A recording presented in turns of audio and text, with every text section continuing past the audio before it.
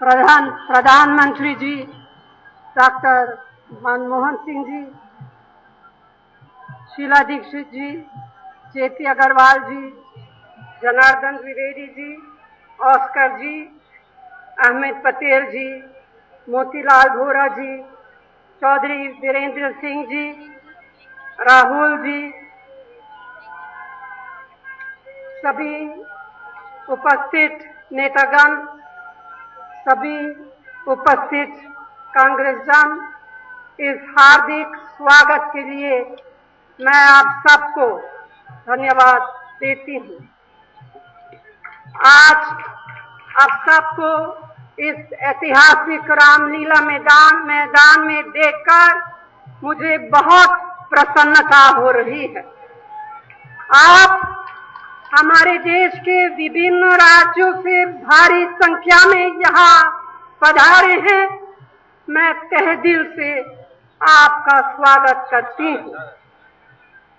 इतनी बड़ी संख्या में आप सबको देखकर सिर्फ खुशी ही नहीं मिलती, बल्कि हौसला भी मिलता है और नई ऊर्जा भी मिलती है। जैसा कि आप सभी जानते हैं, कांग्रेस पार्टी हमेशा से गरीबों, कमजोर वर्गों, आम आदमी, किसानों और कामगारों की पार्टी रही है। हमारी पार्टी न केवल भारत की आजादी की लड़ाई लड़ी, बल्कि भारत को हर सूरत में आधुनिक भारत बनाने का कार्य भी किया है। हमारे महान नेता न केवल हमारे लिए बल्कि समूचे देश के लिए प्रेरणा के स्रोत रहे हैं। यह सेवा और राष्ट्रीय विकास में कांग्रेस का योगदान बेजोर रहा है। हमारी पार्टी एक ऐसी पार्टी है जो सेक्युलर मूल्य पर चलती है, जो सबको एकता के सूत्र में बांधती है और भारत की अनेकता का सम्मान करती है। इस मामले में हमारा मुकाबला क्या कोई भी कर सकता है? नहीं, इस मामले में हमारा मुकाबला कोई दूसरा नहीं कर सकता। साथियों, ये रैली हमने क्यों बुलाया?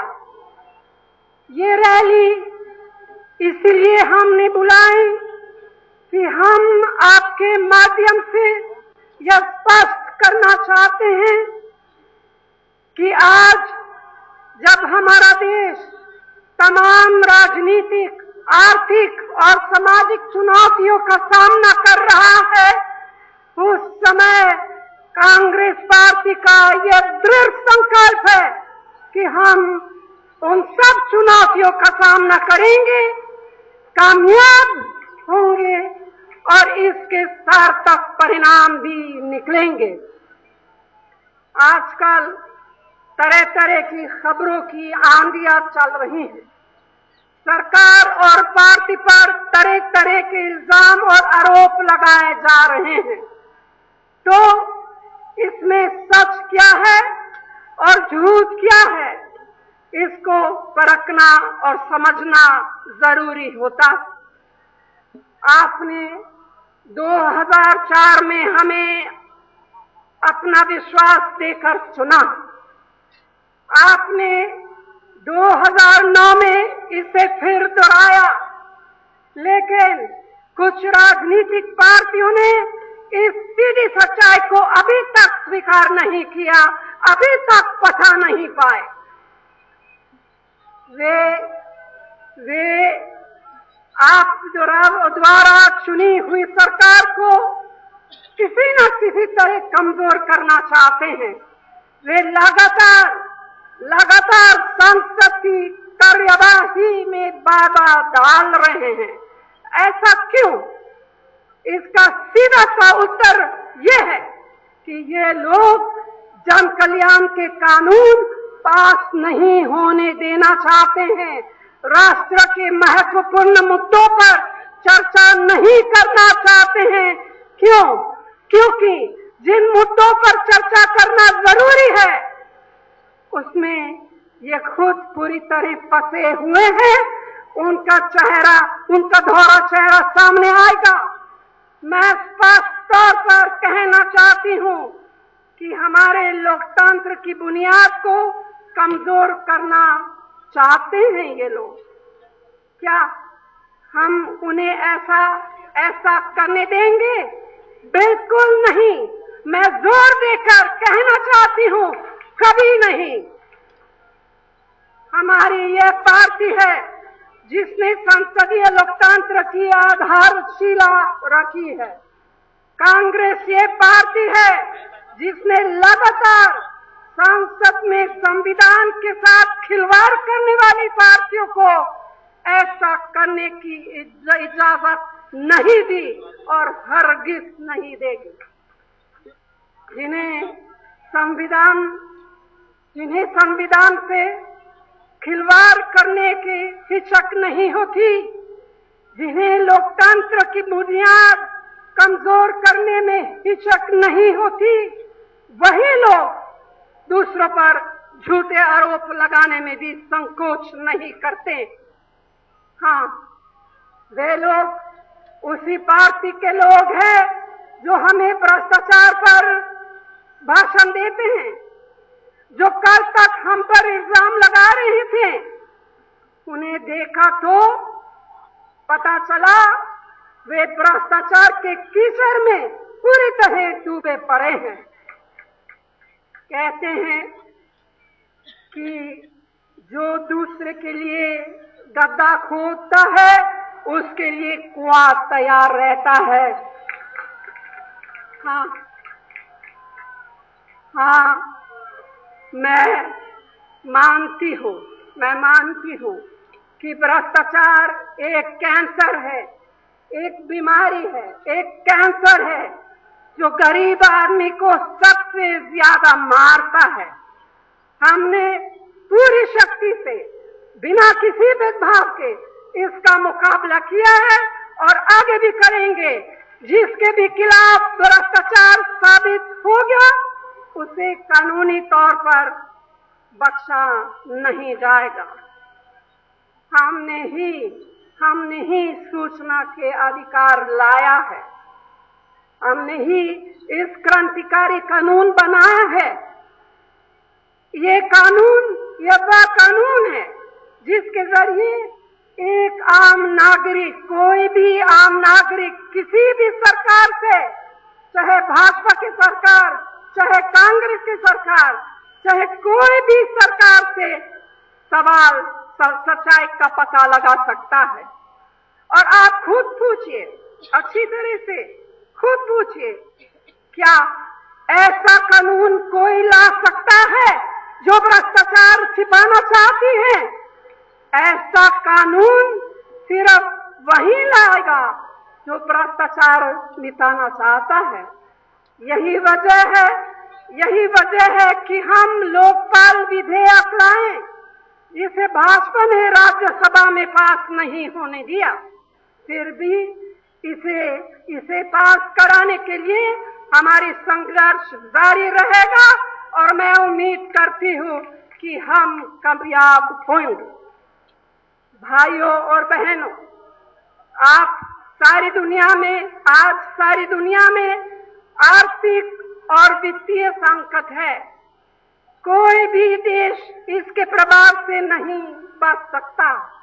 फिर भी तुलना करके देखें तो डॉक्टर मनमोहन सिंह जी के नेतृत्व में अन्य देशों के मुकाबले हमारे देश में आर्थिक विकास की गति रुकी नहीं है। हमारा यह अनुमान है कि हर साल देश में 80 से 100 लाख युवक रोजगार की तलाश में आते हैं।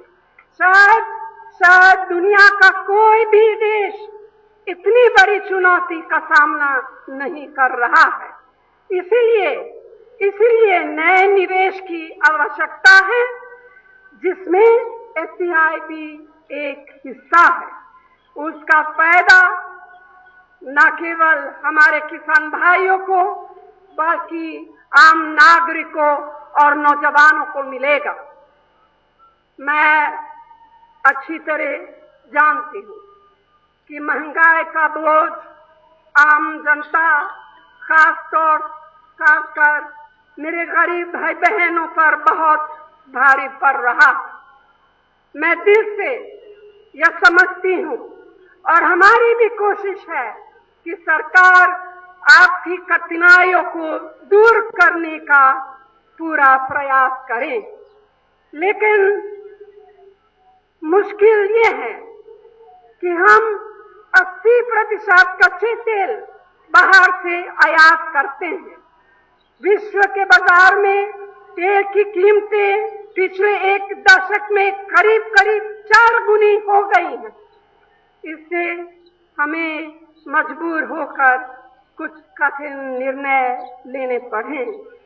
आज भी हम डीजल, मिट्टी के तेल और रसोई गैस में सब्सिडी दे रहे हैं। हमें यूरिया में भी सब्सिडी देनी पड़ती है क्योंकि दुनिया के बाजार में उसका भी कीमत बढ़ी है। फिर भी हर तरह के आर्थिक दबाव के बावजूद हमारी सरकार ने राशन की दुकानों में गेहूं और चावल की कीमतें नहीं बढ़ाई। हम खाद्य सुरक्षा का कानून भी लागू करने की तैयारी कर रहे हैं और ये सब हमारी पार्टी और सरकार का सबूर, हमारी पार्टी और सरकार और प्रधानमंत्री डॉक्टर मनमोहन सिंह जी के नेतृत्व में यूपीए सरकार की आम आदमी के प्रति संवेदनशीलता का सबूत है। भाइयों, अभी हमारे प्रधानमंत्री जी ने यूपीए सरकार की उपलब्धियों पर विस्तार से प्रकाश डाला है। मैं उसे दोहराना नहीं चाहती हूँ। मैं उल्टी सीधी बातें करने नहीं चाहती हूँ क्योंकि वह मेरी आदत नहीं है, लेकिन हमारी सरकार की निंदा करने वालों से मैं सिर्फ ये पूछना चाहती हूँ, सिर्फ इतना पूछना चाहती हूँ कि क्या आपने आज तक कोई ऐसी सरकार चलाई है जिसने ग्रामीण और शहरी दोनों क्षेत्र में आर्थिक और सामाजिक परिवर्तन के इतने कम समय में इतने क्रांतिकारी कदम उठाए हैं? आप जरा जवाब दे दीजिए। मैं आपके माध्यम से अपने देश भर के गांव-गांव में मौजूद कांग्रेस के अपने साथियों से कहना चाहती हूँ कि हमें पूरे हौसले से अपने काम करना है। हमें पूरे आत्मविश्वास के साथ अपने विरोधियों के षड्यंत्र का जवाब देना है। कांग्रेस का दिल साफ है, कांग्रेस का दामन साफ है और कांग्रेस की नीयत साफ है। कांग्रेस को किसी से आंखें छुड़ाने की जरूरत नहीं। इस पूरी ईमानदारी के साथ, हम पूरी ईमानदारी के साथ गरीबों, दलितों, आदिवासियों, पिछड़ों, अकलियतों, महिलाओं, बच्चों, युवाओं और सभी कमजोर वर्गों के हित में काम कर रहे हैं। देश के युवाओं को कांग्रेस से बहुत उम्मीदें हैं। हमें उनके सपनों को साकार करना।